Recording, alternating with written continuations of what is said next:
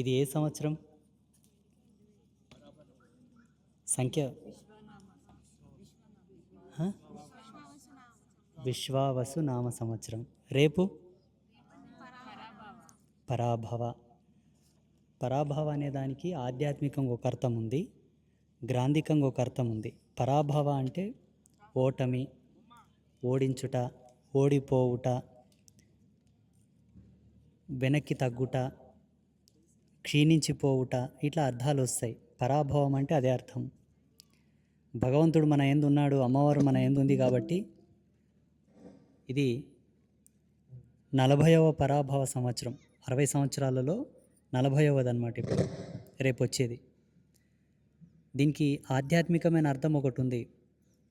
పర భవ, నిత్యనూతనమైన పునఃసృష్టి, కొత్తగా ప్రారంభమవుతున్న 2 అర్థాలు ఉన్నాయి ఈ సంవత్సరంలో.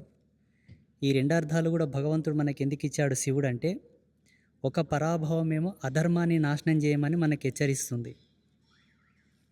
అధర్మపరులు ఎవరైతే ఉన్నారో, అధర్మం ఏదైతే ఈ జగతిలో ఉందో, ఈ ప్రపంచంలో ఉందో, దాన్ని నాశనం చేయాలి అని మనకు సంకేతం. ఆధ్యాత్మికమైన అర్థం ఏమిటి? కొత్తగా ప్రారంభం అవుతున్నటువంటి దినమునకు సంకేతం. 2 అర్థాలు ఉన్నాయి దీంట్లో.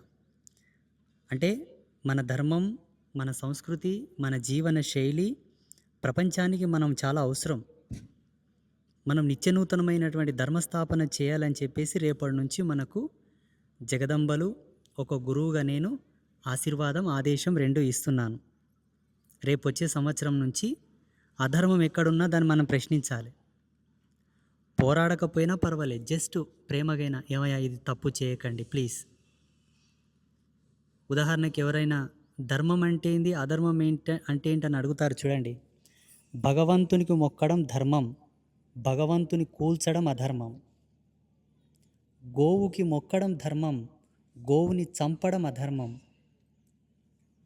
స్త్రీలను గౌరవించడం ధర్మం, స్త్రీలని అవమానించడం, బాధించడం అధర్మం. ఇటువంటివి ఎక్కడ కనబడినా మీరు ప్రశ్నించాలి. డైరెక్ట్ పోయి మాట్లాడకపోయినా సోషల్ మీడియా మాధ్యమంగా ఒక కామెంట్ పెట్టినా మనం ప్రశ్నించినట్లే. రేపు వచ్చే సంవత్సరం మనకు అదే చెబుతూ ఉన్నది. ఈరోజు లలితా మంత్రం తీసుకున్నారు. ఈ సెక్షన్ అంతా లలితా మంత్రం తీసుకున్న వాళ్ళు, వీళ్ళు మూలమంత్రం తీసుకున్న వాళ్ళు. మూలమంత్రానికి లలితా మంత్రానికి ఏమి భేదం ఉన్నది? ఏమీ భేదం లేదు, 2 ఒక్కటే. ఇప్పుడు మూలమంత్రం ఉన్నది,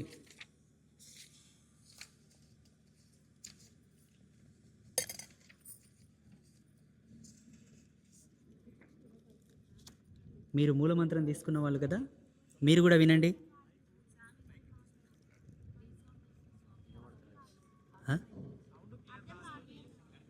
మైక్ ఆడ వాళ్ళ ముందల పెట్టు, స్పీకర్ వాళ్ళ ముందల పెట్టు.